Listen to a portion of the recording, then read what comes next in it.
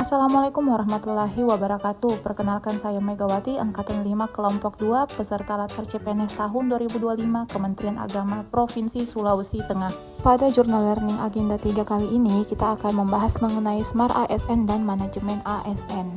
Undang-undang tentang ASN diatur dalam Undang-Undang Nomor 20 Tahun 2023, yang dimana terisi dari 14 bab dan 77 pasal. Asas manajemen ASN terdiri dari 1. Kepastian hukum adalah penyelenggaraan kebijakan dan manajemen ASN yang mengutamakan landasan perundang-undangan, kepatutan, dan keadilan. 2. Profesionalitas adalah penyelenggaraan manajemen ASN yang mengutamakan keahlian yang berlandaskan kode etik dan kode perilaku ASN serta ketentuan peraturan perundang-undangan. 3. Proporsionalitas adalah penyelenggara manajemen ASN yang mengutamakan keseimbangan antara hak dan kewajiban pegawai ASN. Yang keempat, keterpaduan. Yang kelima adalah pendelegasian, adalah sebagian kewenangan manajemen ASN dapat didelegasikan pelaksanaannya kepada instansi pemerintah. Yang keenam, netralitas adalah setiap pegawai ASN tidak berpihak dari segala bentuk pengaruh manapun dan tidak memihak kepada kepentingan lain di luar kepentingan bangsa dan negara. Yang ketujuh ada akuntabilitas, adalah setiap hasil kerja dan perilaku kerja pegawai ASN harus dapat dipertanggungjawabkan kepada publik sesuai dengan ketentuan peraturan perundang-undangan. Yang kedelapan ada efektivitas dan efisiensi, adalah penyelenggaraan manajemen ASN harus berorientasi pada pencapaian tujuan organisasi melalui pengelolaan sumber daya secara optimal.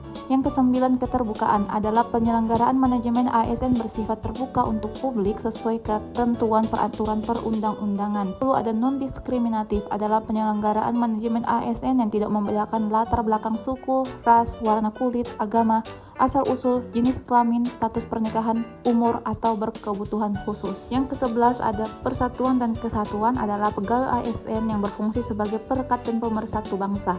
Yang ke-12 ada keadilan dan kesetaraan, adalah pengaturan penyelenggaraan manajemen ASN yang mencerminkan rasa keadilan dan kesempatan yang sama dalam fungsi dan peran sebagai pegawai ASN. Yang ke-13, kesejahteraan, ialah penyelenggara manajemen ASN diarahkan untuk mewujudkan peningkatan kualitas hidup pegawai ASN. Adapun fungsi pegawai ASN ialah yang pertama adalah sebagai pelaksana kebijakan publik, yang kedua pelayan publik, dan yang ketiga perekat dan pemersatu bangsa. Adapun tugas dari pegawai ASN yang pertama ialah melaksanakan kebijakan publik yang dibuat PPK sesuai ketentuan peraturan perundang-undangan. Yang kedua memberikan pelayanan publik yang profesional dan berkualitas, dan yang terakhir mempererat persatuan dan kesatuan NKRI. Adapun hak pegawai ASN yang pertama penghasilan, yang kedua penghargaan yang bersifat material, yang ketiga tunjangan dan fasilitas, yang keempat jaminan sosial, yang kelima lingkungan kerja, yang keenam pengembangan diri, dan yang terakhir bantuan hukum. Adapun kewajibannya yang pertama setia dan taat kepada Pancasila, Undang-Undang 1945, NKRI, dan pemerintahan yang sah. B. Menaati ketentuan peraturan perundang-undangan. C. Melaksanakan nilai dasar ASN dan kode etik dan kode perilaku ASN. D. Menjaga netralitas. E. Bersedia ditempatkan di seluruh wilayah NKRI dan perwakilan NKRI yang berkedudukan di luar wilayah Indonesia.